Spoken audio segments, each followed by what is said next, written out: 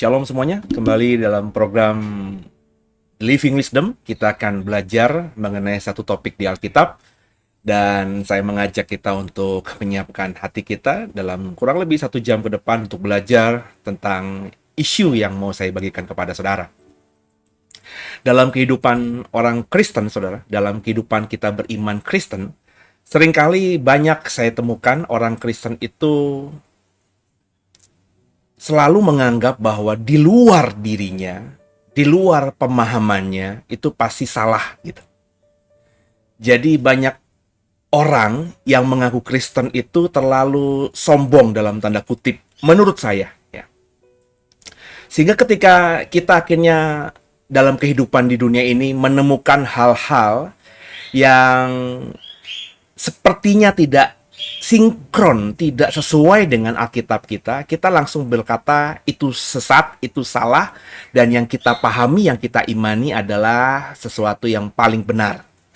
Nah, sekarang saya akan membagikan dalam Living Wisdom ini adanya hubungan, saudara, antara mitologi dengan apa yang kita bisa temukan di Alkitab.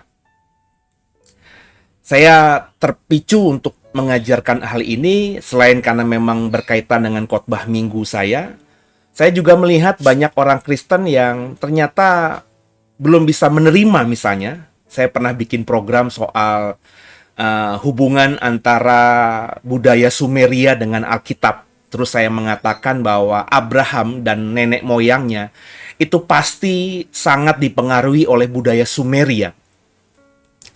Sehingga ketika Abraham itu lahir dengan budaya ini, hidup dalam budaya ini, dan di usia 75 tahun dia baru dipanggil Tuhan keluar meninggalkan kaum keluarganya, berarti kan 75 tahun Abraham itu hidup dalam budaya Sumeria ini, atau budaya Akkadia. Akkadia ini adalah budaya yang lebih muda, budaya yang lebih tua, namanya Sumeria. Tapi itu saya yakin sangat berkaitan satu dengan lainnya karena berada di wilayah yang sama dengan populasi orang-orang yang saya yakin juga keturunan-keturunan yang sama begitu. Nah, kita selalu mengatakan bahwa nggak ada hubungan antara Abraham dengan budaya Akkadia, budaya Sumeria, dan lain sebagainya. Seolah-olah Abraham itu ketika dia keluar dipanggil Tuhan untuk menuju ke tanah perjanjian di usia 75 tahun tuh dia benar-benar nol gitu, nggak punya pemahaman apa-apa. Ya, ketika saya bagikan bahwa Abraham sangat dipengaruhi oleh budaya Sumeria, sehingga pemahamannya terhadap Adonai juga dipengaruhi hal itu, banyak orang yang tidak bisa terima. Ketika saya bilang bahwa Abraham ketika mengekspresikan ucapan syukurnya kepada Tuhan lewat mesbah, lewat membangun mesbah begitu, mengorbankan sesuatu di atas mesbah, banyak orang yang mengatakan itu bukan budaya Sumeria, itu budaya yang sudah dipraktekkan bahkan oleh Kain dan Habel gitu, saudara. Ya, saya ingin mengatakan bahwa tidak, saudara. Ya, Abraham itu tidak dapat perintah dari Tuhan untuk mempersembahkan korban dengan mesbah. Abrahamlah yang berinisiatif mempersembahkan korban syukur kepada Tuhan di atas mesbah. Artinya, Abraham punya pemahaman itu. Ketika Abraham misalnya diminta Tuhan untuk mengorbankan Ishak anaknya, Abraham juga tidak mendebat, saudara. Kenapa tidak mendebat? Mestinya kan mendebat, itu kan anak saya, darah daging saya, satu-satunya keturunan saya. Kenapa kau minta Adonai? Mestinya kan begitu. Tapi Abraham tidak mendebat. Abraham tetap membawa Ishak dan siap mengorbankan Ishak di atas mesbah itu. Kenapa? Karena di masa lalunya Abraham, di budaya Akkadia, di budaya Sumeria, budaya zaman dulunya, nenek moyangnya Abraham, mengorbankan anak. Itu hal yang biasa, hal yang lumrah, hal yang mungkin pernah dilihat Abraham ketika Abraham belum dipanggil keluar dari Ur Kasdim. Jadi saudara, kita harus memahami ini supaya kita akhirnya bisa membaca Alkitab lebih terang, lebih jelas. Dan ada satu lagi yang saya mau bagikan yakni di program ini. Semoga saudara siap dan kita sama-sama belajar. Haleluya.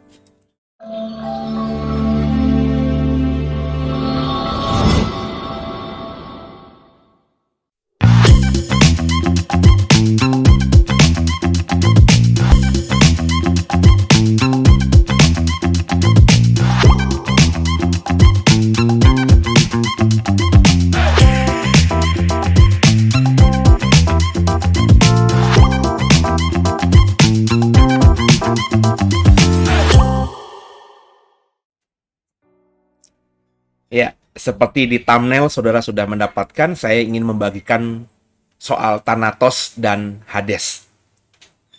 Saya berani yakin kalau Bapak Ibu tidak mendalami Alkitab, mungkin Bapak Ibu hampir tidak pernah mendengar Thanatos atau Hades. Mungkin yang menyukai tentang topik akhir zaman pernah mendengarkan pendetamu, pengkhotbahmu, gurumu mengajarkan soal Hades. Tapi saya yakin sebagian besar saudara yang mendengarkan ini, kalau saudara tidak pernah belajar secara khusus tentang Alkitab, saudara belum pernah mendengarkan kata Thanatos itu di dalam Alkitab kita. Kalau saya tanya, apa yang saudara pahami tentang Thanatos dan Hades? Mungkin sebagian besar saudara, apalagi kalau ini saya tanyakan kepada anak-anak milenial, anak-anak kita, saudara. Mereka mungkin akan berkata bahwa Thanatos dan Hades adalah satu figur dalam video game. Dan memang itu yang ada, saudara ya. Ada karakter Thanatos, ada karakter Hades yang menjadi figur, menjadi tokoh yang bisa kita pilih dalam sebuah video game. Ya, video game digital di komputer maksud saya, di internet gitu, saudara. Atau kalau mungkin kita atau saya bertanya kepada saudara yang mendalami soal budaya Helenisme, budaya Yunani, saudara pasti akan menjawab Thanatos dan Hades itu adalah dewa-dewi Yunani, bagian dari mitologi Yunani. Saya yakin kalau orang di luar Kristen saya tanya, jawabannya kurang lebih dua itu, saudara. Tapi tahukah saudara bahwa Thanatos dan Hades itu ada di dalam Alkitab kita, terutama Alkitab Perjanjian Baru yang memang ditulis dalam bahasa Yunani.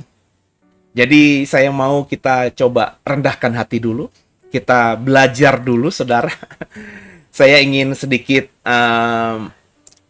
memberikan pemahaman sesuatu yang baru kepada saudara, karena banyak saudara saya yakin itu mungkin punya iman bahwa Alkitab itu orisinil, bahwa semua yang dikatakan Alkitab itu orisinil, dalam artian tidak ada yang orisinil lain di luar Alkitab. Alkitab itu selalu memberikan sesuatu yang baru.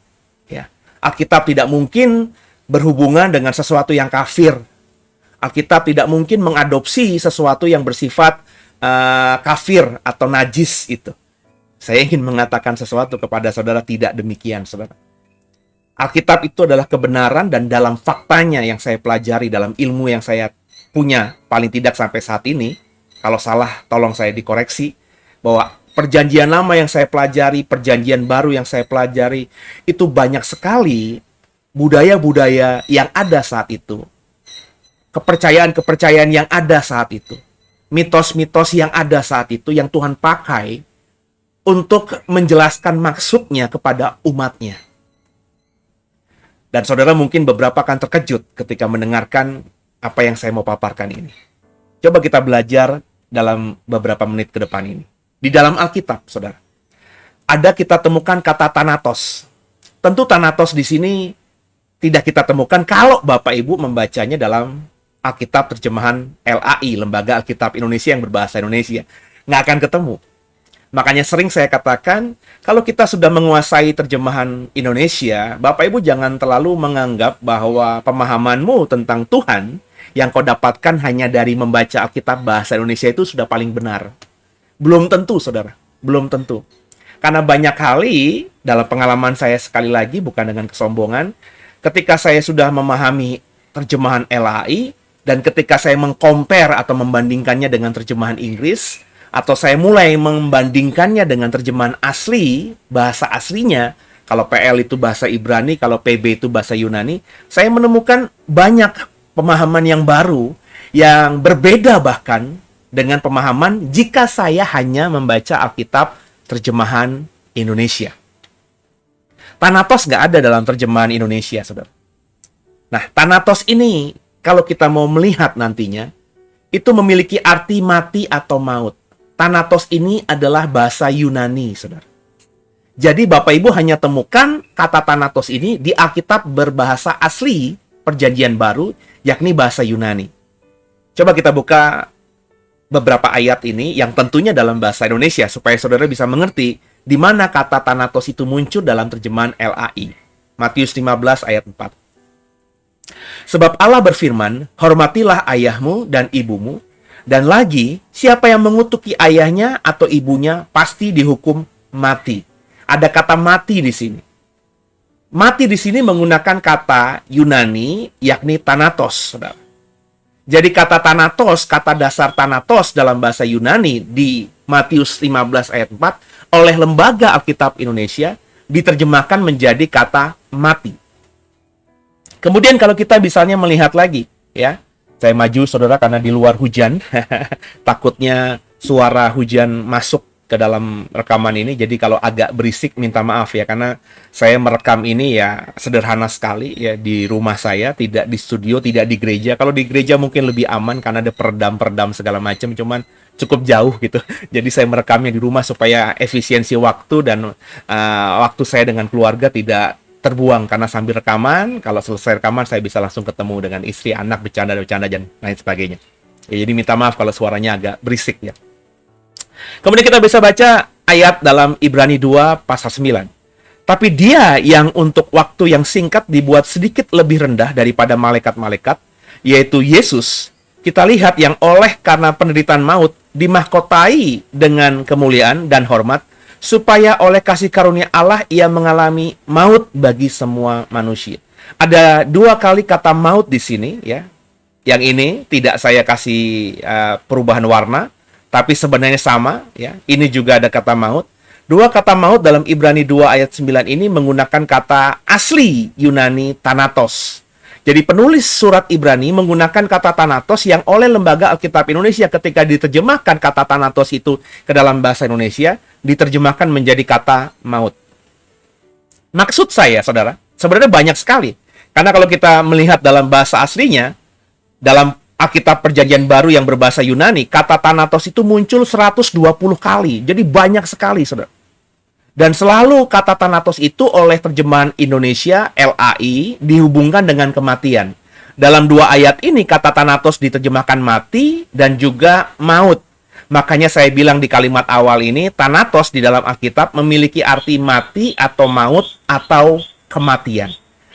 Jadi kalau Bapak Ibu membaca Alkitab Perjanjian Baru, kemudian Bapak Ibu menemukan kata mati, kematian, maut, itu besar kemungkinan bahasa asli atau kata asli Yunani yang digunakan adalah Thanatos. Karena muncul 120 kali di dalam Alkitab. Artinya ini sesuatu kata yang familiar, yang bahkan dipakai oleh semua penulis Perjanjian Baru ketika mau menceritakan soal maut atau mati itu.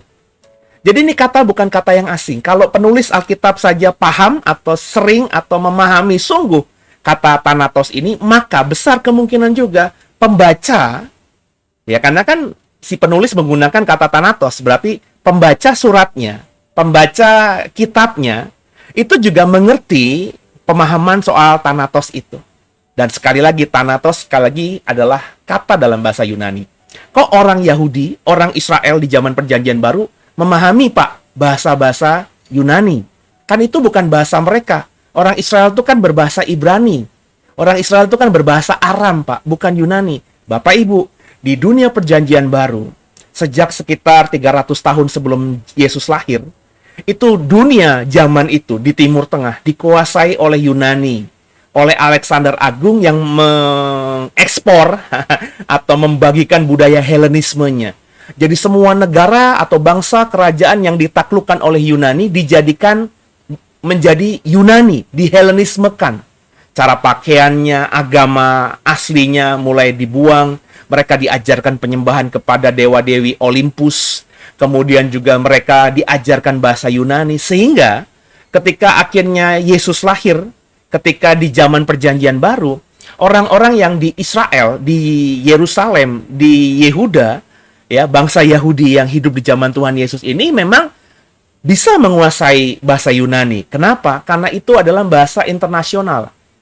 Orang-orang asing yang datang ke Yerusalem, orang-orang Yehuda, orang-orang Yahudi yang berdagang dengan bangsa lain, yang melakukan perjanjian hukum, apalagi saat itu di Perjanjian Baru, Israel sudah dijajah oleh Romawi. Romawi juga berbahasa Yunani sebagai bahasa pergaulannya, bahasa percakapannya. Karena orang Romawi tidak mungkin dia berbahasa Aram, tidak mungkin dia berbahasa Ibrani, pasti dia berbahasa Yunani. Karena sebelum Romawi muncul sebagai imperium dunia zaman itu, sebelumnya muncul adalah Yunani.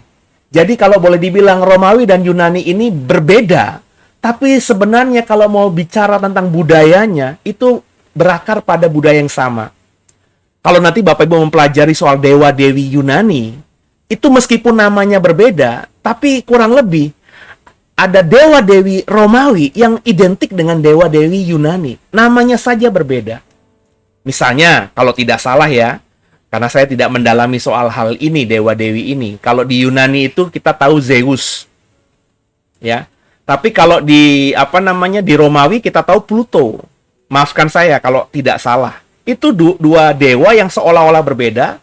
Bukan berbeda, itu karena budayanya saja berbeda. Satu Yunani, satu Romawi. Tapi kalau kita deskripsikan siapakah Zeus, siapakah Pluto, kita akan tahu bahwa mereka itu berbicara tentang satu oknum yang sama. Ya.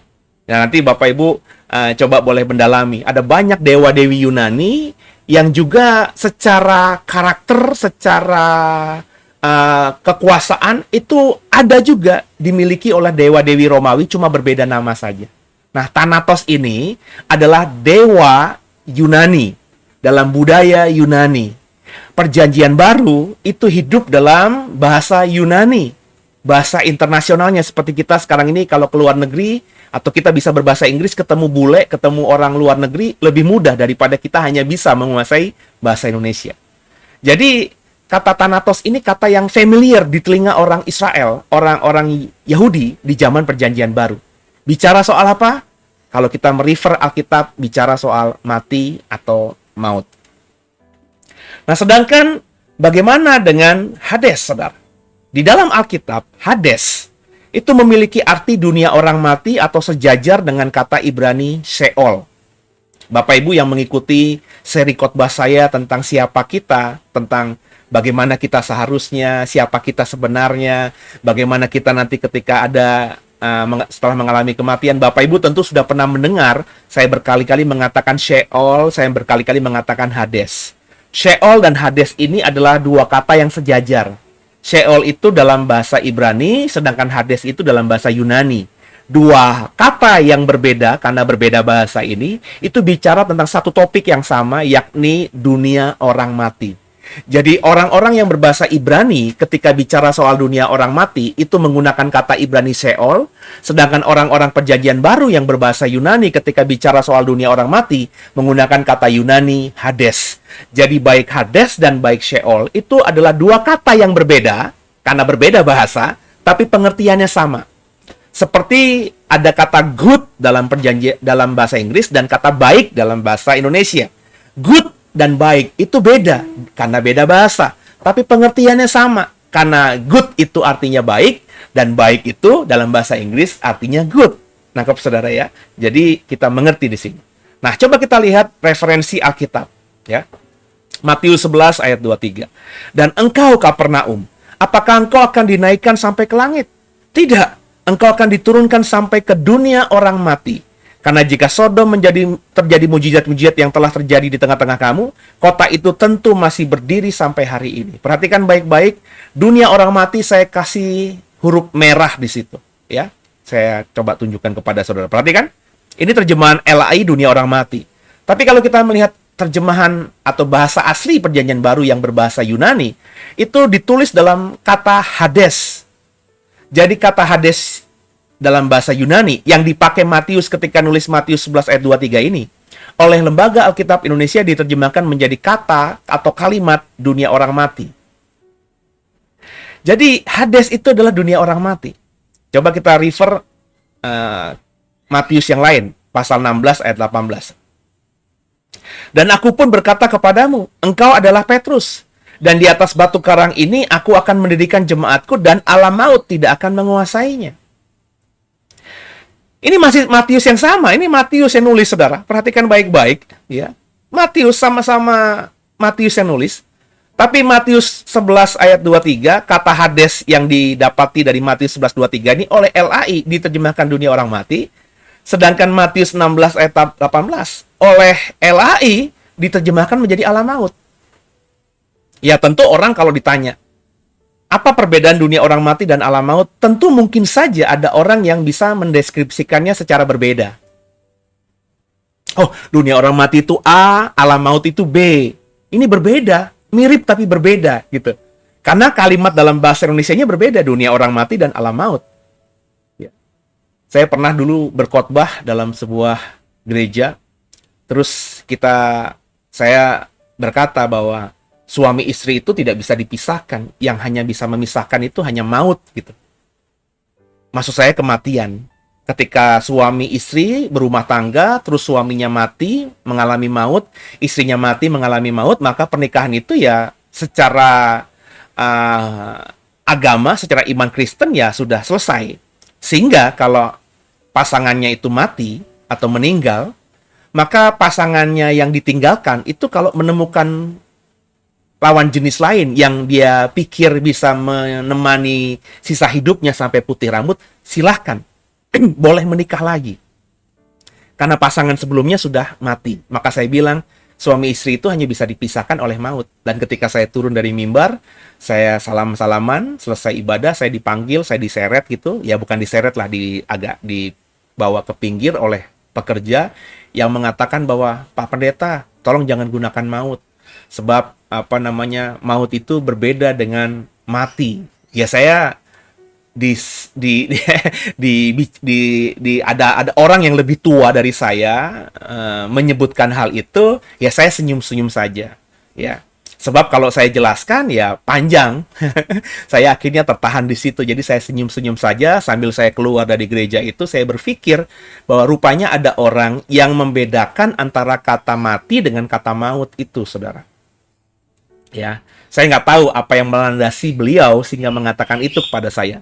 Cuma itu tidak mungkin saya lupakan karena saya jujur tidak terlalu memiliki pengalaman banyak habis turun mimbar terus dikritik gitu langsung pada saat baru turun mimbar mengenai sebuah kata atau kalimat atau pengajaran yang saya berikan. Ya. Kalau ada yang bertanya banyak, cuma biasanya itu kan setelah seminggu, setelah akhirnya saya sampai ke rumah ada yang WhatsApp saya. Tapi kalau baru turun mimbar itu langsung seperti itu kan kayaknya nggak sampai. Bahkan mungkin itu yang satu-satunya ya pengalaman saya sebagai seorang pengkhotbah. Jadi itu teringat dalam memori saya. Saya menghargai ya, tapi ya saya sebenarnya tidak sepakat gitu. Ya. Kenapa tidak sepakat? Ya karena kalau bicara mengenai perjanjian baru, kalau Bapak Ibu membaca Alkitab perjanjian baru terus menemukan kata mati, juga menemukan kata maut, itu besar kemungkinan ya berasal dari kata Yunani yang sama yakni adalah Hades. Ya, makanya ya kalau mau agar terjemahan Indonesia itu tidak memusingkan, mestinya setiap kata Hades yang diterjemahkan ke dalam bahasa Indonesia ya disepakati aja, kalau nggak dunia orang mati ya alam maut. Karena ini Matius loh Bapak Ibu, kitab yang sama, ya. LAI tidak seolah-olah tidak konsisten. Saya memahami LAI kenapa menerjemahkan alam maut dan dunia orang mati. Tapi kalau orang awam dan orang baru belajar gitu, tentu akan bisa menyimpulkan bahwa ini dua hal yang berbeda, apalagi kalau dia tidak punya pemahaman dalam bahasa asli Alkitab. Ya. Padahal dua-duanya menggunakan kata Yunani yang sama, yakni Hades. Cuma yang satu diterjemahkan alam maut, yang satu diterjemahkan dunia orang mati. Nah, kata Hades ini tidak banyak, tidak seperti Thanatos yang 120 kali ditemukan dalam perjanjian baru. Kata Hades ini yang saya perhatikan dalam kamus Strong, itu hanya muncul 10 kali, Saudara. Ya. Jadi biasanya dimengerti sebagai dunia orang mati atau alam maut itu.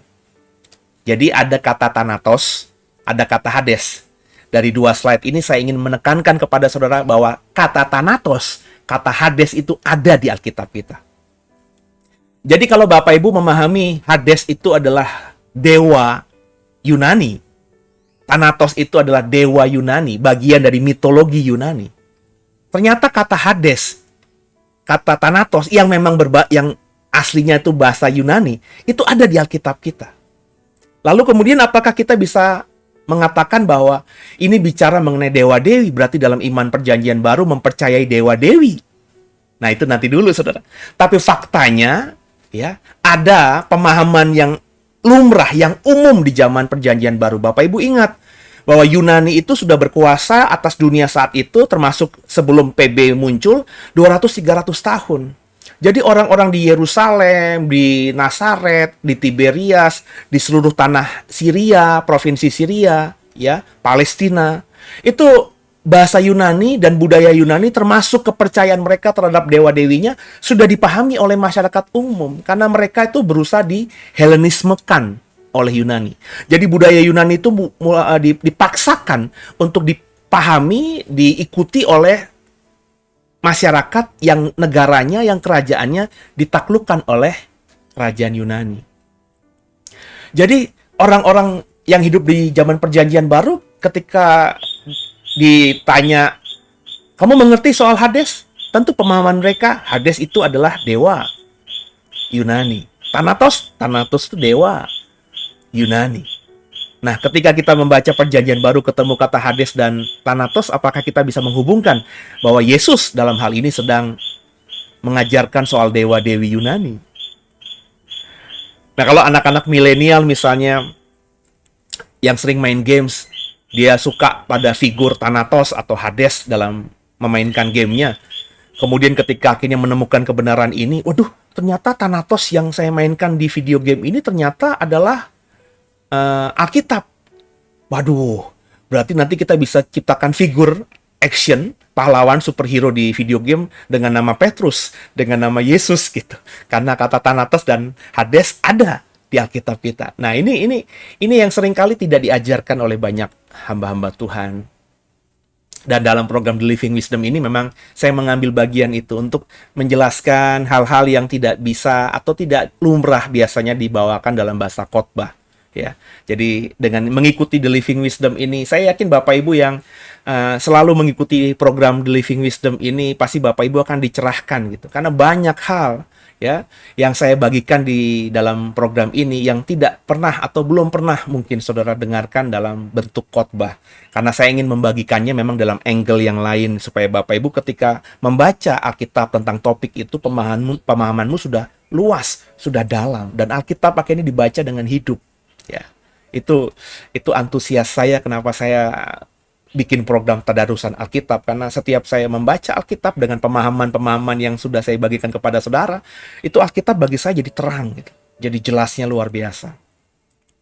Jadi dalam Perjanjian Baru saudara, yang saya mau katakan ya, Thanatos dan Hades merupakan kata Yunani yang cukup sering dipakai oleh penulis Perjanjian Baru. Ini nggak bisa dipungkiri. Ya. Orang nggak bisa bilang sama saya, lu pase ini berarti mempercayai budaya atau agama-agama, kepercayaan-kepercayaan kafir. Saudara boleh ngomong kayak gitu, tapi kalau saudara menuduh saya seperti itu, saya berani pastikan saudara nggak ngerti Alkitab. Saudara mungkin bisa berkata, nih pase ini aneh-aneh aja nih. Masa figur dalam video game dijadikan pengajaran? Kalau saudara ngomong begitu, saya berani berkata, buka dulu wawasanmu dengan luas. Alkitab ada kata Thanatos, Alkitab ada kata Hades. Jadi Thanatos di Alkitab bicara soal kematian, sedangkan Hades di Alkitab bicara soal dunia orang mati. Ini fakta. Kalau Bapak Ibu tidak mempercayai saya ini, ya silahkan tanya kepada gembalamu, kepada pendetamu, kepada hamba Tuhan, yang mungkin punya pemahaman Perjanjian Baru atau bahasa Yunani yang cukup lah. Ya, coba ditanyakan kepada beliau-beliau, dan saya hakul yakin beliau-beliau ini akan mengajarkan hal yang sama, bahwa kata Thanatos dan kata Hades itu ada di dalam Alkitab Perjanjian Baru. Apapun gerejanya. Ya, karena yang saya pakai, saya tidak sedang mengajarkan doktrin ini, saya sedang mengajarkan apa yang saya baca di Alkitab dalam bahasa aslinya. Nah, tapi tahukah kita bahwa kata Thanatos dan Hades merupakan bagian dari budaya Yunani, sudah saya singgung tadi. Ada dalam mitologi Yunani. Ya, mitologi Yunani. Ya, saya kasih gambar perempuan nyengir begini. Karena saya juga kepengen nyengir sebenarnya sama banyak orang di luar sana yang ya merasa dirinya sudah hebat dalam mengerti Alkitab, ternyata ya belum sehebat itu gitu ya. Ya. Saya benar-benar kepengen semua saudara belajar dengan sederhana saja ya. Ya, bahwa ini bisa kita pelajari kalau saudara mau belajar dan merendahkan hati. Ya, mitologi Yunani.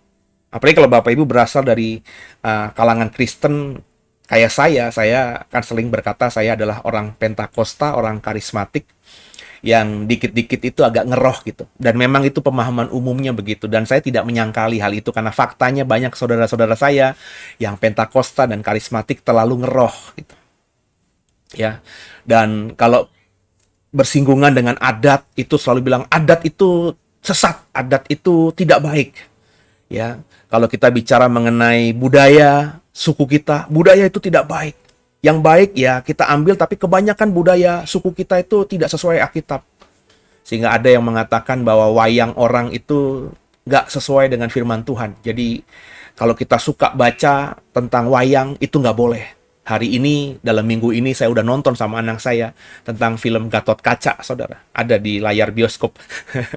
Dan saya yakin banyak orang Pentakosta dan karismatik itu bilang, tidak, itu adalah mitologi Jawa. Itu adalah dewa-dewi Hindu. Itu adalah dewa-dewi India. Cerita Mahabharata, perang antara Pandawa dan Kurawa itu adalah cerita dari Jawa, ya, tidak sesuai dengan Alkitab. Saya cuma cengar-cengir aja, saudara. Ya. Ya, karena banyak orang yang jujur dari kalangan saya ngomong karena saya orang Pentakosta karismatik yang gampang sekali menghakimi atau mengeluarkan pernyataan yang seperti itu. Pokoknya kalau adat, kalau suku, kalau budaya, itu pasti sepenuhnya bertentangan dengan firman Tuhan. Ya, dulu di zaman saya baru bertobat, ada pendeta yang kalau bicara soal ulos, karena beliau kebetulan adalah orang Batak dari Sumatera Utara, mengatakan ulos itu harus dibakar karena barang-barang tumpas. Jadi hampir semua orang yang bergereja di saya yang dari suku Batak hari itu nyaris tidak mau lagi ke acara adat, tidak lagi percaya ulos ya. Dan saya sedih ya. Dan karena saya tahu sekarang ketika saya belajar, oh ternyata hamba Tuhan yang mengajarkan hal itu emang hamba Tuhan, maafkan saya saudara, yang tidak belajar teologi ya. Mereka hanya belajar atau mengajarkan dari pengalaman. Dan kalau pengalaman itu tidak bisa kita jadikan ajaran, saudara. Karena pengalaman setiap orang itu berbeda satu dengan lainnya. Ada pengalaman orang yang memang pernah bertemu dengan Tuhan ketika sedang tidur, ketika sedang puasa, ketika sedang berdoa. Kemudian kita mengatakan bahwa kalau kita mau ketemu Yesus seperti saya ketemu Yesus, Bapak Ibu harus berpuasa. Kan nggak gitu, saudara. Paulus ketika ketemu Yesus di jalan menuju ke Damsyik, dia sedang mau membunuh orang Kristen, menangkapi orang Kristen. Dia nggak lagi berdoa, dia nggak lagi berpuasa, dia nggak lagi istirahat, dia nggak lagi beribadah. Lagi dengan emosi mengendarai kuda menuju ke Damsyik, ingin menangkapi dan membunuh orang-orang Kristen. Malah dijumpai Tuhan. Jadi pengalaman-pengalaman kita ini nggak bisa kita jadikan ajaran yang berlaku sama dengan orang lain. Nggak bisa, saudara. Ya. Ada orang mengalami terobosan ketika melakukan puasa Ester. Karena Alkitab di Perjanjian Lama mengatakan Ester mengajak semua Israel berpuasa 3 hari 3 malam. Maka akhirnya Israel diselamatkan, tidak lagi dibunuh oleh Hanas ya. Oleh orang yang ingin menggenosida orang-orang Yahudi saat itu. Sehingga akhirnya kita mengatakan bahwa kita harus melakukan puasa Ester supaya kita mengalami breakthrough. Dan kebetulan ada beberapa orang memang yang melakukan puasa Ester dan mengalami mujizat. Kemudian ketika ada orang lain yang berpuasa Ester tidak mengalami mujizat, terus kita katakan, sesat lo berarti puasanya nggak bener. Orang Ester aja dan Israel mengalami mujizat, gue juga pernah puasa Ester mengalami mujizat, masakan lo nggak? Emang Tuhan kita beda? Saudara, pengalaman orang berbeda satu dengan lainnya. Puasa Ester itu nggak bisa kita jadikan ajaran, saudara. Sampai hari ini orang Israel, orang yang mengaku orang Israel asli, DNA darahnya itu Israel, tidak menjadikan kalau mereka punya masalah harus melakukan puasa Ester. Begitu juga Tuhan Yesus. Nggak pernah mengajar kepada murid-muridnya, kalau kamu punya masalah, kamu perempuan pendarahan 12 tahun ya, kamu puasa Ester, nanti kamu akan mengalami mujizat. Tidak. Itu hanya pengalaman. Dan pengalaman seseorang dengan Tuhan, perjumpaan kita dengan Tuhan, pribadi lepas pribadi itu berbeda, saudara. Maka nggak bisa dijadikan ajaran. Yang bisa dijadikan ajaran ya apa yang kita bisa temukan di Alkitab. Nah, Alkitab itu nggak bisa kita baca langsung kita terang. Kita harus belajar, saudara. Makanya saya buka kelas sekolah Alkitab. Untuk orang awam, sayangnya sudah ditutup saudara pendaftarannya. Karena ketika program ini tayang hari Sabtu malam, kelasnya sudah berjalan tadi sore. Ya, tapi nanti mungkin bulan depan kita buka kelas lagi. Saudara yang mau belajar bersama kami, ikut ya. Soal biaya, saudara cincailah. Kita tidak ngomongin nyari uang atau nyari cuan di sini. Sadarilah bahwa dalam doa tanyalah sama Tuhan bahwa kerinduan saya ingin mengajar saudara. Membuat saudara itu bukan cuma jadi orang Kristen biasa, jemaat biasa yang tidak ngerti apa-apa. Ya, saudara harus pintar sebab di akhir zaman akan banyak nabi-nabi palsu. Kalau saudara nggak pintar soal membaca Alkitab, bagaimana mungkin saudara nanti tahu bahwa yang sedang mengajar saudara, yang kau ikuti pengajarannya ternyata adalah nabi palsu. Ya. Jadi, yuk kita belajar sama-sama. Ya. Kalau saudara masih ragu dengan saya, monggo silakan bawa dalam doa kepada Tuhan. Tanyakan kepada Tuhan apakah saya ini hambanya atau hamba setan gitu. Sebab saya sungguh punya kerinduan mengajar saudara. Saudara mengerti Alkitab, bisa belajar Alkitab, bisa membaca Alkitab dengan benar, itu udah kesukaan bagi saya. Saya percayalah tidak akan pernah memaksa saudara untuk menjadi jemaat The Way. Bagi saya, jemaat The Way ada, bertambah, berkurang, itu karena Tuhan. Kalau Tuhan tambahkan, ya berarti Tuhan percayakan. Kalau tidak, ya sudah tidak kenapa-napa. Ya. Bagian saya yang saya tahu, karunia saya adalah mengajar, dan itu yang saya rindukan. Lewat program-program digital, saya lebih leluasa lagi mengajar saudara. Ya. Jadi ya ada mitologi Yunani. Jadi jangan langsung menganggap bahwa budaya suku, kepercayaan suku, adat istiadat, itu selalu negatif, saudara. Faktanya ada mitologi. Bapak Ibu tahu mitologi? Menurut atau merujuk pada Kamus Besar Bahasa Indonesia, arti mitologi adalah ilmu mengenai bentuk sastra yang mengandung konsepsi dan dongeng suci tentang kehidupan dewa atau makhluk halus dalam suatu kebudayaan. Jadi sederhananya mitologi itu bisa disebut mitos-mitos kuno. Jadi kalau mitologi Yunani itu bicara mengenai dongeng suci tentang dewa, dewi atau makhluk halus yang dipercayai oleh budaya Yunani. Hades, Thanatos, itu mitologi Yunani karena emang dalam budaya Yunani, Thanatos dan Hades itu adalah nama dewa mereka. Dewa dari budaya Yunani. Kafir. Orang Yunani orang yang tidak bersunat. Kata orang-orang perjanjian lama, itu bukan umat pilihan Tuhan. Tapi ternyata Tuhan pakai nama dewa mereka, yakni Hades dan Thanatos, untuk diajarkan dengan muatan pengajaran yang baru. Tuhan pakai menjelaskan tentang konsep soal kematian, mati atau maut kepada orang percaya. Karena dengan mengajarkan tentang mati dan juga dunia orang mati dengan kata Thanatos dan Hades, saya yakin Tuhan Yesus sadar dengan kesadarannya, itu akan jauh lebih mudah. Kenapa?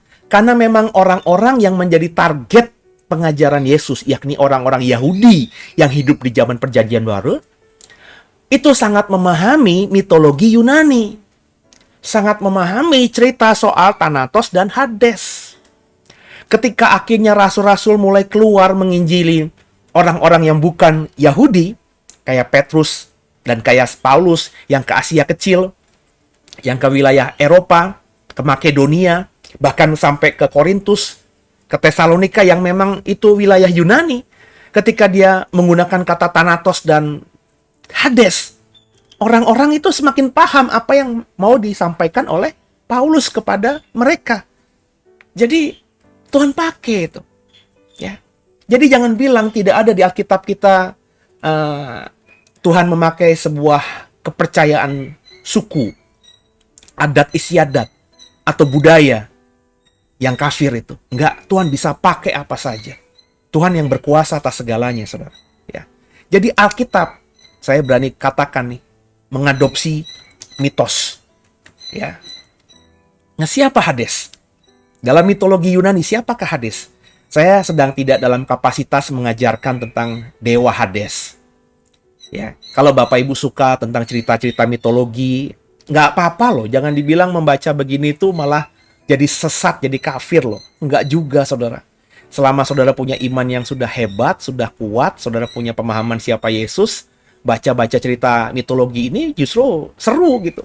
Saya jujur saja, meskipun tidak mendalami, tapi pemahaman tentang Hades, tentang Thanatos, tentang Zeus, tentang Poseidon, itu saya cukup paham, sehingga saya mengerti akhirnya kenapa, misalnya kalau Poseidon itu kan, itu bicara mengenai, apa namanya, dewa laut ya, yang diberikan wilayah laut. Itu kenapa akhirnya Alkitab Perjanjian Baru itu selalu mengidentifikasikan laut dengan hal-hal yang jahat, hal-hal yang mengerikan, ya, kematian dan lain sebagainya. Ya karena saya punya pemahaman tentang Poseidon itu, ya, dewa yang berkuasa atas wilayah laut ini. Ya, saya tidak dalam kapasitas ingin mengajarkan dewa Hades kepada saudara, bukan itu. Cuma saya ingin membagikan apa yang saya tahu saja. Sehingga saudara nanti punya pemahaman siapa Hades, kemudian akhirnya mengerti Hades yang dimaksudkan Perjanjian Baru lewat mulut Yesus dan rasul-rasul itu apa. Nangkep ya? Dan kalau Bapak Ibu mau mendalami Hades, tinggal lihat di YouTube aja, banyak kok. Banyak channel-channel YouTube yang sekuler, baik yang berbahasa Indonesia maupun yang berbahasa Inggris, yang mengajarkan soal atau memberikan program soal menjelaskan siapa Hades itu. Saya hanya mengutip saja dari informasi-informasi yang saya bisa dapatkan di Alkitab. Hades adalah dewa dunia bawah dalam mitologi Yunani. Hades merupakan putra tertua dari Kronos dan Rhea. Ya. Dia bersama-sama saudara-saudaranya mengalahkan para Titan dan mengambil alih kekuasaan atas dunia. Tadinya dunia ini, saudara, dikuasai oleh Titan. Itu adalah sekali lagi dalam mitologi Yunani. Titan itu apa? Bapak Ibu silakan aja ya, browsing sendiri ya. Jadi tadi dunia ini tidak dikuasai oleh dewa-dewa, tapi dikuasai oleh makhluk lain yang namanya Titan. Kemudian Hades dan juga saudara-saudaranya itu mengalahkan para Titan, sehingga akhirnya dunia dikuasai oleh dewa-dewi. Zeus, ya, Zeus, Poseidon, dan Hades, ini adalah saudara kandung, anak-anak dari Kronos dan Rhea, saudara. Kemudian melakukan undian untuk menentukan tempat kekuasaan. Jadi setelah Titan itu dikalahkan, maka tiga saudara ini bikin undian. Akhirnya terundilah Zeus itu memiliki kekuasaan atas langit, ya. Kemudian Hades itu punya kekuasaan atas dunia bawah atau di bawah bumi, ya. Sedangkan Poseidon dapat wilayah laut. Nah, daratan gimana? Nah, daratan itu diberikan kepada dewa-dewa lainnya. Jadi makanya dalam budaya Yunani itu ada banyak dewa, saudara, ya. Dan dewa-dewa itu ya berkuasa atas bumi ini, menggantikan peran Titan dalam mitologi Yunani. Sedangkan tiga dewa Olympus ini, Zeus dapat langit, kekuasaannya atas langit, Poseidon itu atas laut, dan juga Hades atas dunia bawah. Nah, dalam mitologi Yunani yang sangat kuno, dunia Hades adalah tempat tinggal roh orang mati yang suram dan berkabut, atau disebut Erebos. Jadi rupanya dunia bawah itu adalah dunia orang mati. Jadi sekali lagi, mitologi Yunani juga mempercayai, saudara, bahwa orang yang sudah mati itu tidak mati, tapi ada kehidupan di dunia orang mati. Rohnya itu masih hidup. Ini menarik ya, saudara ya. Ya. Jadi kepercayaan terhadap roh orang mati itu tidak mati tapi masih hidup, itu bahkan dipercayai oleh mitologi Yunani yang notabene kafir. Ya. Saudara sudah mengikuti khotbah seri saya sepanjang bulan Mei di hari Minggu, Siapa Kita. Saya mengatakan dengan gamblang, ayat-ayatnya sudah saya bagikan, ya, bahwa kita ini ketika mati, yang benar-benar hilang tuh cuma bagian tubuh kita yang dibentuk dari debu, dari tanah. Sedangkan Nismat Hayim yang dari Allah, roh yang dihembuskan di hidungnya Adam itu kembali kepada Allah. Dan nefes, soul atau jiwa itu ada di Sheol atau Hades, dunia orang mati. Mirip, memang harus diakui sama pemahamannya dengan mitologi Yunani. Lalu saudara berkata bahwa tidak, dunia orang mati itu kan ada di Lukas, Pak. Itu yang mengajarkan Tuhan Yesus, Pak. Jadi ya itu apa ya, yang benar ya Alkitab. Loh Bapak Ibu, mitologi Yunani itu lebih tua daripada kekristenan. Jauh lebih tua daripada ketika Yesus lahir menjadi manusia. Jadi ketika kita memahami ini, kita nggak bisa langsung berkata bahwa itu sesat, itu salah. Saya selalu bilang ada kebenaran-kebenaran di luar sana, saudara. Kebenaran sejati ya Alkitab kita, tapi kita tidak bisa mengatakan bahwa di luar sana tuh semuanya adalah brengsek.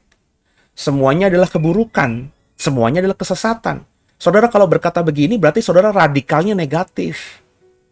Saudara hanya menganggap dirimu yang paling benar, agamamu paling benar, kepercayaanmu paling benar, seolah-olah mengatakan bahwa di luar apa yang dari kita itu salah. Saudara tuh menjadi orang yang benar-benar naif. Nggak gitu, saudara. Nggak gitu. Ada mutiara-mutiara, ada kebenaran-kebenaran di banyak tempat di luar kita, yang jauh bahkan dari kita. Bahkan mitologi, sesuatu yang sangat jauh, karena ini kan budaya kafir. Penyembahan kepada dewa-dewi, ternyata dijelaskan Hades itu adalah dewa yang menguasai tempat di mana roh orang mati tinggal. Hades sering digambarkan sebagai dewa yang memiliki janggut yang gelap dan berpakaian megah dengan memegang tongkat atau duisila. Ini gambar ini Hades, ini tongkat duisila tuh. Dwi itu dua ya, dua tombak begitu. Hades sebagai dewa orang mati merupakan figur yang menakutkan bagi orang yang masih hidup. Hades disembah di Yunani dan di Italia dalam upacara penguburan dan dalam ritual pemanggilan arwah. Jadi Hades itu dewa yang termasuk dihormati, saudara. Ada kuil-kuilnya di banyak tempat di Yunani, ada banyak tempat di Italia, di Eropa zaman itu ketika memang bangsa Yunani muncul ya. Dan ketika Yunani menjadi bangsa yang menguasai dunia, tentu pemahaman soal Hades akhirnya sampai juga ke negara-negara, kerajaan-kerajaan yang ditaklukkan. Ada kuil-kuil mereka, ada kuil-kuil Hades juga di tempat-tempat yang jauh dari Yunani. Saya percaya itu.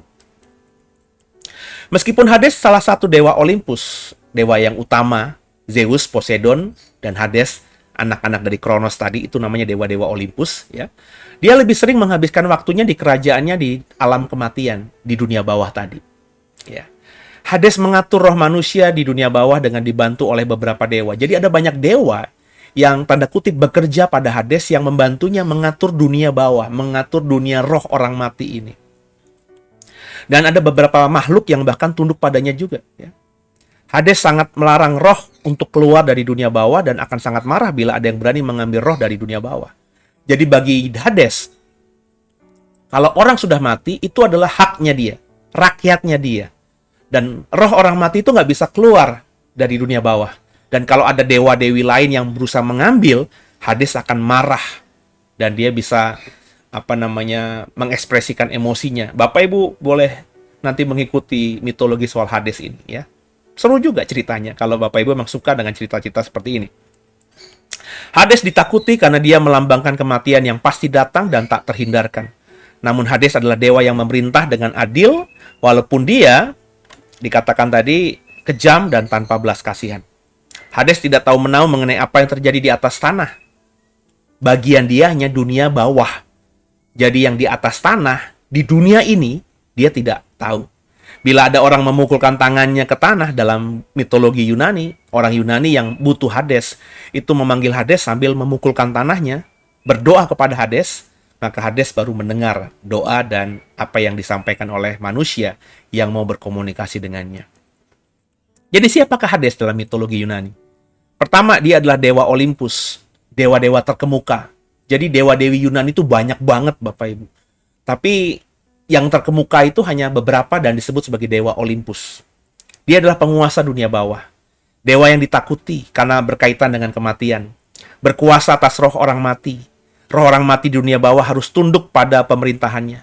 Ia disembah. Banyak orang yang menyembah dan ditakuti oleh manusia yang hidup. Karena dia berkaitan dengan kematian, manusia yang hidup jiper atau takut lah ya. Jiper tuh bahasa anak 80-an, 90-an kayak saya. Ya, ngeri gitu sama Hades. Selalu kalau dengar kata Hades tuh, kalau mau menyebut kata Hades tuh memalingkan wajah. Itu yang saya pelajari. Karena begitu menakutkannya dewa kematian ini bagi manusia yang hidup. So, inilah pemahaman orang-orang yang mengerti mitologi Yunani. Termasuk orang-orang perjanjian baru, orang Yahudi yang hidup di zaman perjanjian baru, yang saya bilang tadi sudah dipengaruhi sedikit banyak oleh budaya Helenisme, budaya Yunani. Bahkan saya yakin Yesus pun paham cerita soal siapakah Hades ini. Rasul-rasul yang lain meskipun layan sangat sadar, sangat paham siapakah Hades, dewa Hades ini dalam mitologi Yunani. Ya. Tapi mereka menggunakan juga kata Hades itu. Berarti ada sesuatu di baliknya? Apakah sama dengan mitologi atau pemahaman mitologi Yunani bahwa Hades itu adalah dewa kematian atau dewa dunia bawah? Ya. Jadi bisa dibayangkan ketika Tuhan Yesus mengajar soal dunia orang mati dan dia memakai kata Hades ini, apakah itu berarti Tuhan Yesus sedang memakai mitologi Yunani ini? Apakah Tuhan Yesus tidak memahami mitos soal Hades ini? Bisa dibayangkan pemahaman orang-orang yang mendengarkan pengajaran soal Hades dari Tuhan Yesus dan para rasul. Orang-orang yang menjadi pendengar pengajaran Yesus dan para rasul. Apakah mereka bisa langsung memahami pengajaran Hades dari Tuhan Yesus tanpa dipengaruhi oleh mitos Hades yang sudah mereka pahami selama ini? Nah, itu makanya ketika Bapak Ibu sudah mengerti ini, tidak mau tutup mata atas adanya mitologi Yunani soal Hades, dan Bapak Ibu mengerti bahwa perjanjian baru menggunakan kata Hades untuk menjelaskan soal mati atau maut, maka Bapak Ibu akhirnya bisa memahami, saudara, ya. Sorry, bukan mati atau maut, tapi bicara mengenai dunia orang mati, ya, alam kubur, ya. Jadi saudara bisa ngebayangkan bagaimana itu berkecamuknya para pendengar Tuhan Yesus. Ya, ketika Yesus mengajarkan soal alam maut atau dunia orang mati. Karena menggunakan kata Hades. Lalu apakah Hades sebagai nama tempat dari dunia orang mati perjanjian baru?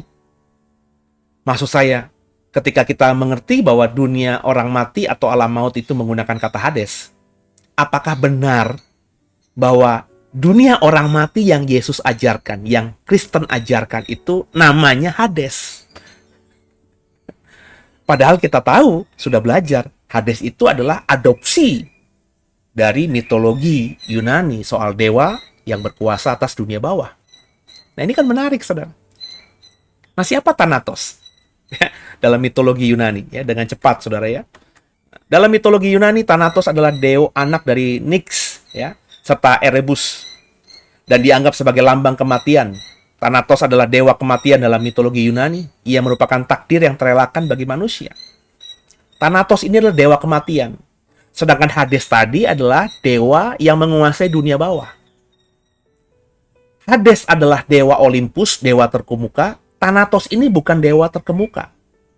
Dialah dewa-dewi yang bekerja pada Hades. Nangkep ya? Berhubungan dengan Hades. Dia adalah salah satu dewa minor dalam mitologi Yunani yang sering disebut tapi jarang tampil secara langsung. Dalam mitologi Yunani, dia itu memiliki sentuhan yang lembut. Dia punya saudara kembar namanya Hypnos. Hipnotik. Ya. Itu juga biasanya kalau hipnos itu sudah menyentuh, maka orang bisa tertidur. Makanya ada kata dihipnotik ya, dihipnotis ya. Jadi cuma disentuh gitu, terus orang bisa hilang kesadaran. Ini mereka dalam mitologi Yunani, Thanatos dan Hypnos ini saudara kembar. Karena satu sentuhan saja dari Thanatos akan membuat seorang mati. Begitu pula dengan saudara kembarnya. Satu saja sentuhan dari Hypnos akan membuat seorang tidur pulas. Kalau nggak dibangunin, ya nggak bangun lagi. Ya, itu dua saudara yang dalam mitologi Yunani punya kekuatan seperti itu. Thanatos kalau sudah muncul di hadapan seseorang manusia, maka pertanda jika kematiannya segera datang. Maka kalau ada orang Yunani mimpi ketemu Thanatos, maka dia pasti tahu dia akan mati. Thanatos sering digambarkan sebagai pria tua bersayap, dianggap sebagai sosok yang tak punya belas kasihan dan tak pandang bulu, membenci dan dibenci oleh manusia dan para dewa karena tadi ya menimbulkan kematian. Thanatos memang tidak memainkan peran utama dalam mitologi Yunani dan jarang muncul dalam cerita apapun karena dia kebanyakan digantikan oleh Hades, dewa dunia bawah. Orang itu mengidentifikasikan kematian dengan Hades, padahal bukan. Dewa kematian dalam mitologi Yunani adalah Thanatos. Hades adalah dewa dunia bawah. Setelah orang mati, rohnya itu menjadi rakyatnya Hades. Ada dalam kekuasaan Hades. Orang mati akibat Thanatos. Itu makanya Thanatos butuh Hades, Hades butuh Thanatos.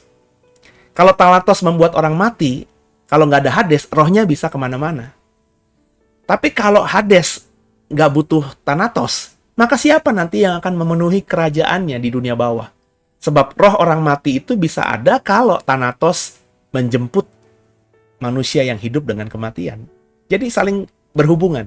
Makanya dalam banyak informasi yang saya dapatkan, Thanatos ini adalah dewa utamanya Hades, ya, penghulunya Hades, tangan kanannya Hades. Itu kenapa banyak persepsi yang salah kalau Hades adalah dewa kematian, padahal dewa kematian adalah Thanatos sendiri. Sebagai dewa kematian, Thanatos memiliki kendali penuh atas gerbang kematian dan mampu dengan cepat melewati dunia orang hidup dan orang mati. Thanatos merupakan panglima serta menteri besar di dunia bawah, dan Hades memberikan kebebasan untuknya mengambil jiwa sebanyak yang ia inginkan. Itu saling keterkaitannya antara Thanatos dan Hades. Jadi siapakah Thanatos dalam mitologi Yunani? Thanatos adalah dewa kematian. Thanatos adalah dewa yang punya kendali penuh atas kematian. Dewa pentingnya Hades. Tanpa peran Thanatos, maka Hades akan kosong. Dan itu kenapa Hades membutuhkan Thanatos. Jadi meskipun berbeda, namun dua dewa Yunani ini sangat berketergantungan satu dengan lainnya. Wahyu 20 ayat 13, ini menarik nih. Maka laut menyerahkan orang-orang mati yang ada di dalamnya, dan maut, Thanatos, dan kerajaan maut, Hades, menyerahkan orang-orang mati yang ada di dalamnya. Perhatikan baik-baik. Dalam mitologi Yunani, Hades dan Thanatos itu saling berketergantungan, saling berketerkaitan. Ya, Thanatos membuat orang mati, rohnya diserahkan ke Hades. Hades itu butuh Thanatos, sebab kalau Thanatos nggak membuat orang mati, Hades nggak punya rakyat, nggak punya massa, kerajaannya akan kosong. Jadi dalam budaya mitologi Yunani, Hades dan Thanatos itu memang saling berjalan berbarengan. Bahkan seringkali orang salah memahami bahwa dewa kematian itu adalah Hades. Padahal bukan. Dewa kematian adalah Thanatos. Dewa dunia bawah, dunia orang mati, dunia alam maut itu adalah Hades. Nah, ternyata pemahaman mitologi Yunani tentang Hades dan Thanatos yang saling berjalanan beriringan, itu ternyata juga sama dipahami oleh Wahyu. Perhatikan tadi, Thanatos dan Hades dalam Wahyu 20 ayat 13 itu ditempatkan bersamaan. Ya, Thanatos dan Hades. Ya. Jadi dengan pemahaman mitologi Yunani yang kita miliki, ketika kita membaca Wahyu 20 ayat 13, kita akhirnya mengerti bahwa antara Thanatos dan Hades menurut Alkitab itu juga saling dekat, berketergantungan, sama seperti pemahaman mitologi Hades dan Thanatos di dalam mitologi Yunani. Yang saya mau katakan, kembali pengajaran Perjanjian Baru mengikuti mitologi yang ada dan dipahami orang zaman itu. Jadi jangan bilang Perjanjian Baru atau Alkitab kita tuh selalu pengajaran orisinil. Tidak, saudara. Yesus selalu banyak memakai hal-hal yang dipahami oleh orang yang hidup di zaman itu untuk menjelaskan sesuatu. Makanya dalam pengajaran soal hal kerajaan surga, Yesus selalu mengatakan hal kerajaan surga seumpama ya, orang yang menabur. Coba apa hubungannya surga dengan orang yang menabur? Ya, hal kerajaan surga, ya, seumpama, ya, Bapak Ibu bisa baca itu dalam kitab Injil. Itu kan Yesus memakai perumpamaan yang dipahami oleh orang-orang yang hidup di zaman itu untuk menjelaskan surga. Sama, ketika Yesus mau bicarakan soal kematian, soal maut, soal alam bawah, alam dunia alam maut, dunia orang mati, Yesus menggunakan kata yang dipahami oleh orang zaman itu tentang itu semua, yakni Hades dan Thanatos. Jadi jelas, kata Hades dan Thanatos dalam PB merupakan serapan dari mitologi Yunani. Masakan harus kita sangkal? Jadi kalau masih ada yang menyangkal, nggak ada itu, Thanatos tuh nggak ada, Hades tuh nggak ada. Nah, orang ini berarti nggak bisa membaca Perjanjian Baru yang berbahasa Yunani. Terus kalau mengatakan beda Thanatos dan Hades yang ada di mitologi dengan Thanatos dan Hades yang ada di Perjanjian Baru beda. Memang beda, tapi itu saling berketerkaitan, ya. Ada hubungannya, meskipun sekarang kita memahaminya dengan perspektif yang berbeda dengan apa yang dipahami orang Yunani tentang dewa-dewinya ini. Tapi itu pasti ada keterkaitannya. Karena orang-orang yang hidup di zaman Yesus itu paham sekali soal mitologi Yunani. Nah, jadi penting kan Bapak Ibu untuk membaca informasi dari dunia luar. Ya. Nah, saya memang selalu mengatakan, kita kalau mau belajar Alkitab, ya hanya Alkitab saja. Iya, memang. Tapi bukan berarti ketika kita menemukan kata yang ternyata di Alkitab kita itu bisa kita lihat sumbernya dari sumber di luar Alkitab, kita tidak mempelajarinya. Justru harus mempelajarinya supaya kita bisa menemukan hubungannya. Kenapa kok para rasul dan Tuhan Yesus menggunakan kata Hades dan Thanatos? Apa nggak ada kata lain gitu? Kenapa mereka gunakan ini? Nah, dengan kita mulai bertanya seperti itu, maka Alkitab akan asik ketika kita baca. Jadi sikap kita bagaimana? Ya, pertama, saya mau mengajarkan saudara jangan sok tahu. Jangan radikal negatif tanpa pemahaman berkata yang beda dengan kita adalah sesat. Maksud saya jangan gampang berkata sesat kepada orang lain. Jangan berkata bidat kepada orang lain. Jangan berkata bahwa orang lain itu pokoknya salah lah, yang benar tuh kita. Makanya jangan sok tahu. Yang kedua, buka wawasan. Jangan seperti katak dalam tempurung. Coba pelajari konteksnya. Paling tidak tahu alasan kenapa ada yang beda itu. Ya. Jadi kita ketika bilang berbeda, kita harus bisa berargumentasi dengan benar gitu. Ya, jangan bilang beda lah, enggak lah, Kristen yang benar, yang bukan Kristen salah, Alkitab yang benar, kitab suci yang lain itu salah. Tapi kita nggak bisa menjelaskan kenapanya. Kenapa kita berkata Alkitab itu benar, kenapa kitab suci yang lain itu salah? Kita hanya bisa bilang itu sesat, kita benar. Tapi kita nggak bisa menjelaskan. Nah ini kan konyol saudara ya. Itu radikal negatif. Makanya penting kita jadi orang Kristen belajar. Ya. Bahwa dalam doa, punya iman dan beriman dengan benar dan penuh keintiman dengan Tuhan yang kita percayai. Jadi supaya kita mau mempelajari, kayak saya mau mendalami soal Thanatos dan Hades itu ya karena saya pertama ya sadar bahwa ada kebenaran di luar Alkitab, meskipun kebenaran sejati hanya di Alkitab. Saya juga sadar harus buka wawasan. Saya juga mau mempelajari budaya mitologi Yunani itu bahwa dalam doa, intinya intim dengan Tuhan, sudah punya dasar yang benar. Sehingga ketika saya baca, saya tidak terganggu, tidak tergoda untuk akhirnya berpikir yang gimana gitu. Karena saya sudah punya iman yang benar. Akhirnya Alkitab bisa kita baca dengan jelas. Dan terakhir tentu mau belajar. Alkitab yang harus kita imani, kita harus baca, pahami dengan benar. Punya mentor yang benar juga. Punya guru yang benar juga. Punya pendeta yang benar juga. Punya pengkhotbah yang benar juga. Punya gembala yang benar juga. Ya. Jadi ya kita harus ikuti semua ini, saudara. Ya. Jadi Alkitab harus kita baca dengan benar. Ya Alkitab LAI, Alkitab bahasa Inggris, Alkitab suku kita, bahasa suku kita, Alkitab bahasa aslinya. Coba kita pelajari. Kalau mau bisa kok. Zaman sekarang itu begitu banyaknya kemudahan-kemudahan yang bisa kita dapatkan. Jadi menyikapi fakta bahwa Alkitab memakai mitologi Yunani dalam pengajarannya itu ya harus kita akui. Ya, kalau saya ditanya, Alkitab itu dipengaruhi juga ya sama mitologi Yunani? Maka saya akan jawab dengan lantang. Ada kemungkinan besar dipengaruhi. Karena Alkitab Perjanjian Baru khususnya ketika dituliskan itu hidup masyarakat yang menulis, masyarakat yang membaca itu hidup dipengaruhi oleh budaya Yunani, Helenisme yang sangat kental sekali di zaman-zaman Perjanjian Baru ketika Yesus dan murid-muridnya hidup. Jadi mengabaikan mitologi Yunani itu justru akan membuat Alkitab tidak kita bisa baca dengan jujur. Ya. Seperti saya bilang, membaca Perjanjian Lama tanpa memahami pemahaman Sumeria tidak akan bisa membuat Alkitab kita baca dengan jujur. Ya. Sekarang saya mempercayai Alkitab Perjanjian Lama. Justru semakin jelas saya bacanya. Kenapa? Karena saya sudah membaca pemahaman tentang budaya Sumeria, soal penciptaan, soal air bah dan lain sebagainya. Saya memahami semua itu. Justru saya semakin meyakini yang versi Alkitab inilah yang kebenaran sejati. Jadi kalau sudah lakukan semua tahap tadi, Alkitab akan dipahami lebih asik lagi, ya. Lalu apa ya? Lalu apakah pemahaman yang benar dari Hades dan Thanatos dalam iman Kristen? Apa kata Alkitab? Siapakah Hades dan Thanatos itu? Apakah nama Hades dan Thanatos di Alkitab itu kebenaran? Bagaimana kita membaca soal Hades dan Thanatos yang benar? Mengapa ada Hades dan Thanatos di dalam Alkitab kita? Ini pertanyaan-pertanyaan yang sangat signifikan yang akan kita bahas, saudara. Ya, supaya saudara mengerti dan jelas. Tapi tentunya tidak bisa kita bahas sekarang. Ini sengaja saya munculkan di hari Sabtu ini, karena dengan mengikuti program soal Thanatos dan Hades di dalam Living Wisdom, Bapak Ibu besok yang mau mengikuti ibadah Minggu Raya saya di JKI Doe, itu akan semakin jelas. Kalau tadi Bapak Ibu bertanya, siapa? Kenapa? Itu akan saya jelaskan di hari Minggu besok.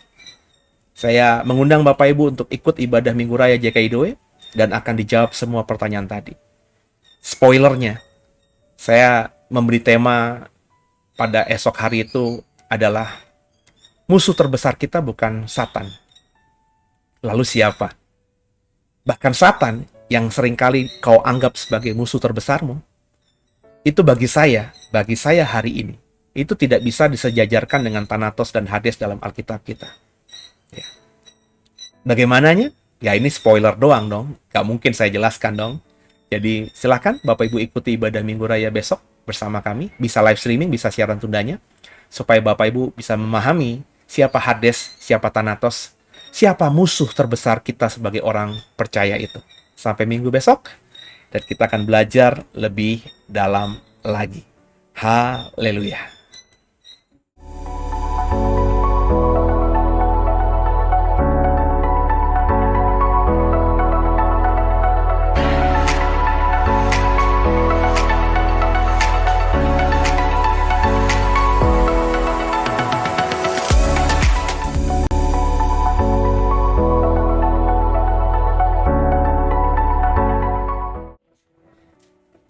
Yuk yang ada berkatnya, kita bersama nanti di bulan September. Bapak Ibu bisa daftarkan diri, lihat flyernya lagi, hubungi nomor telepon yang ada, Bu Roli di situ.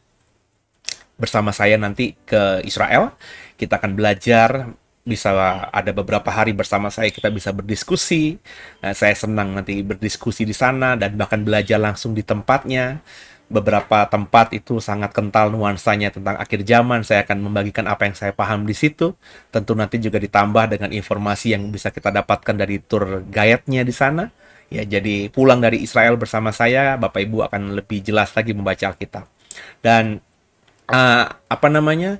Kita hanya ke Israel saja. Jadi tanpa Mesir, kita nggak akan ke piramid, kita nggak akan ke Gunung Sinai.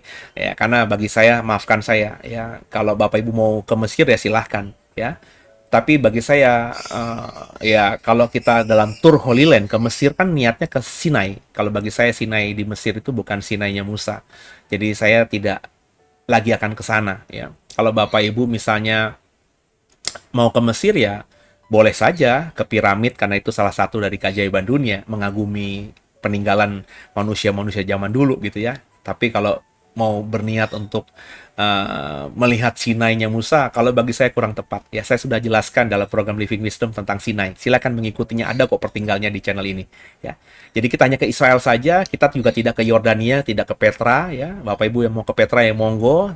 Kita hanya gunakan waktu 11 hari kurang lebih itu untuk benar-benar mengeksplor Israel. Jadi cukup lama kita nanti tinggal di sekitar Yerusalem, Bethlehem. Kita akan lama nanti tinggal di sekitar Nazaret dan Tiberias untuk mengunjungi tempat-tempat yang tidak biasa kita kunjungi di sana. Jadi kalau ada dananya, ada berkatnya, sudah rindu memang ke Tanah Perjanjian, bisa segera daftar, mumpung masih ada persiapan saudara untuk menyiapkan segala-galanya, gitu ya.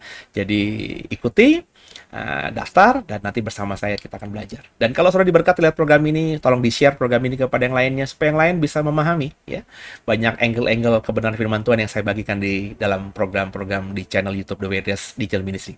Tolong dukung dalam doa. Kalau sudah diberkati, bisa mendukung juga lewat dana. Berapapun taburan saudara, percayalah, itu akan jadi berkat buat pelayanan kita ini, karena dengan dukungan dana saudara, kita bisa upgrade segala macam ya, apa namanya alat-alatnya, sehingga ke depan programnya akan jauh lebih bagus lagi. Gitu ya saudara ya.